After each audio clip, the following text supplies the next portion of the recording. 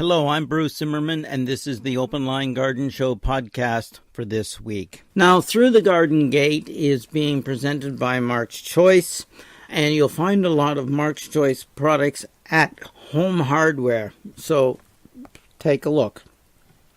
And it is also presented by Landscape Plus Limited. So these two are really the impetus behind the Through the Garden Gate in Toronto.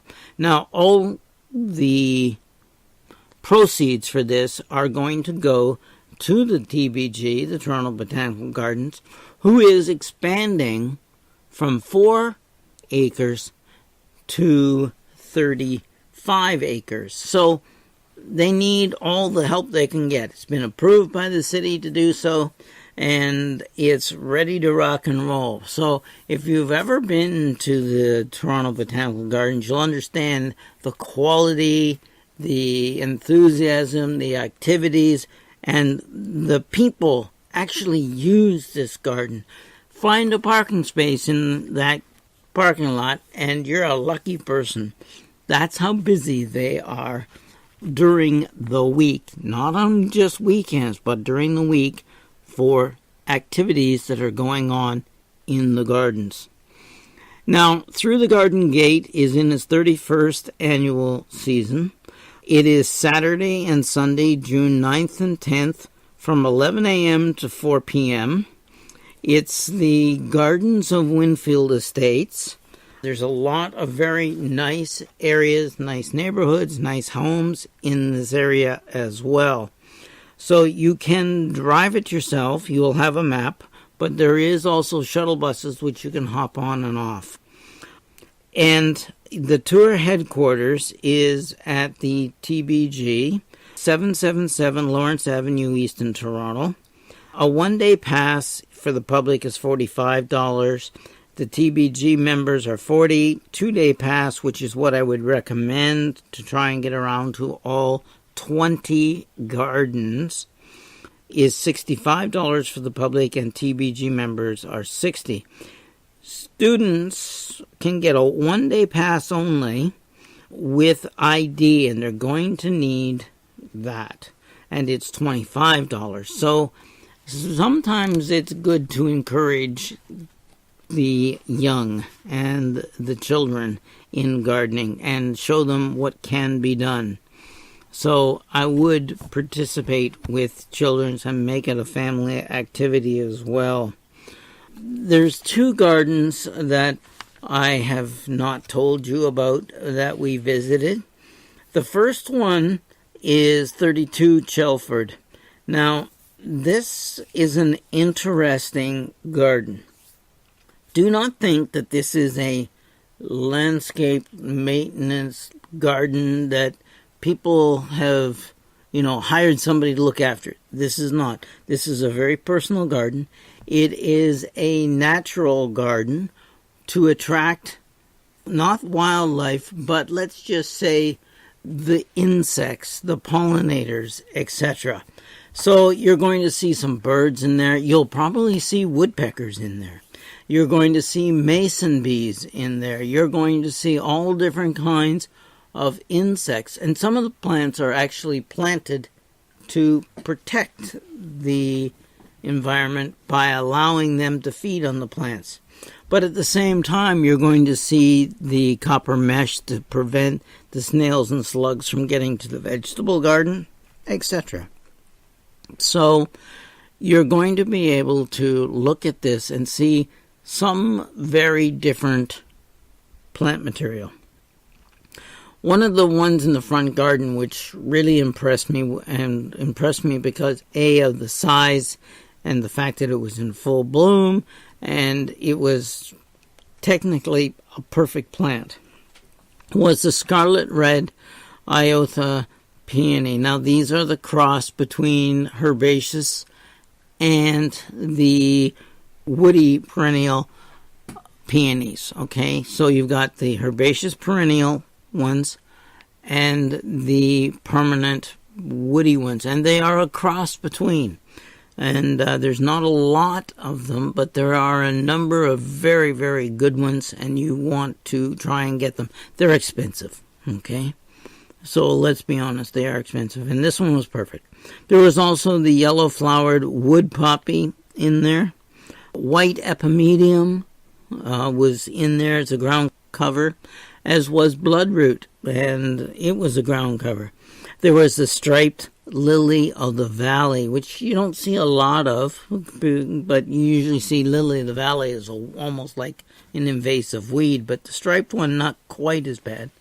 The Chamaecia bulbs were in full bloom, and for some reason or other, doing very well.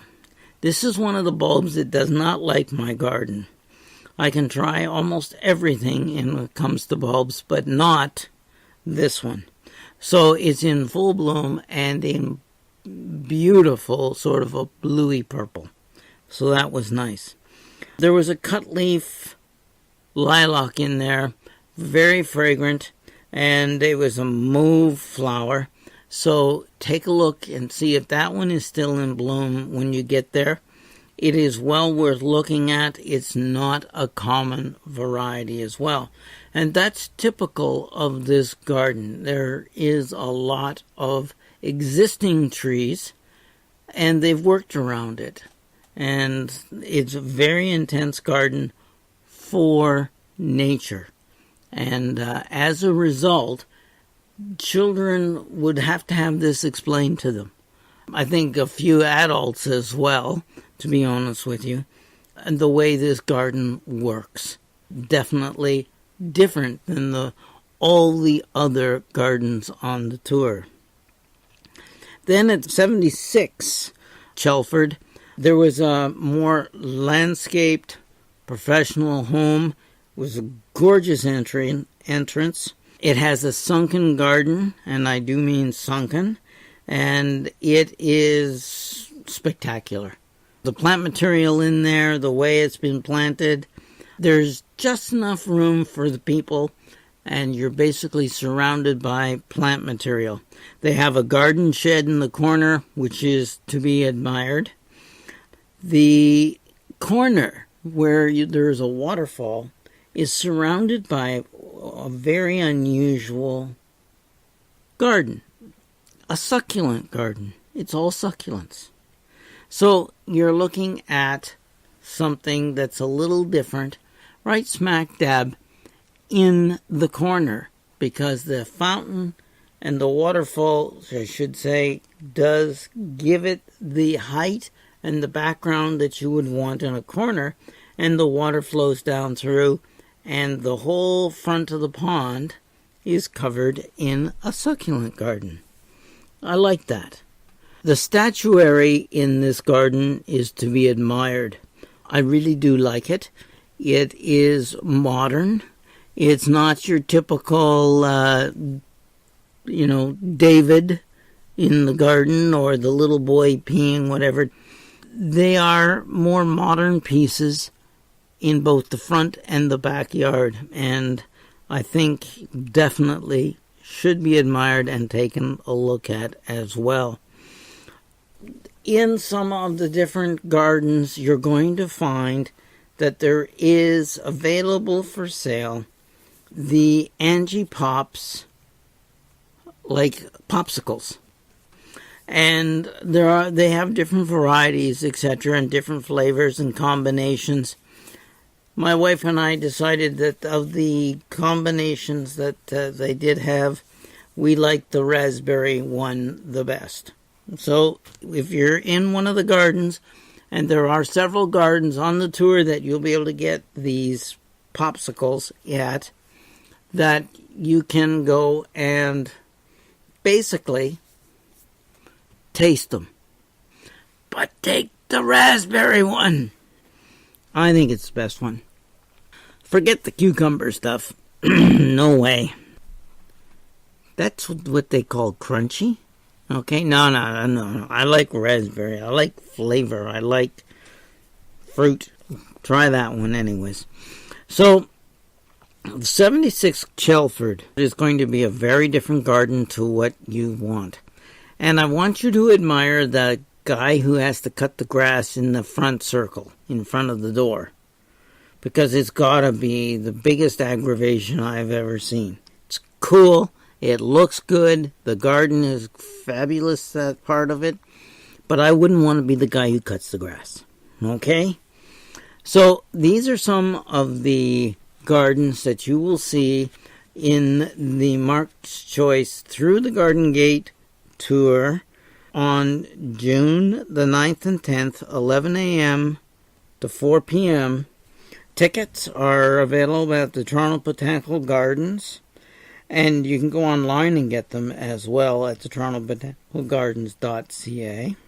The other thing that you can do is you can pick them up at the garden shop at TBG, the Plant World at 4000 Eglinton Avenue, the Sheridan Nurseries Yonge Street location, Southdown location, and Burnhamthorpe locations.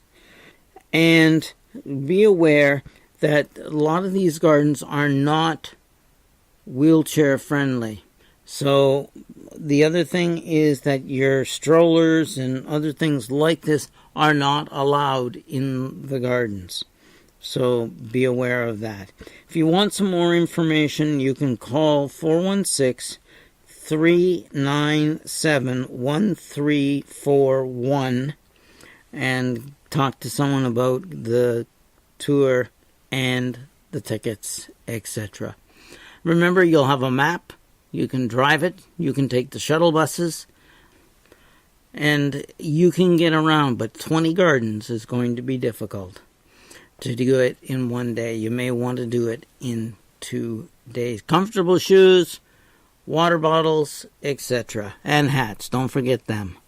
I'm Bruce Zimmerman. This is the Open Line Garden Show podcast for this week.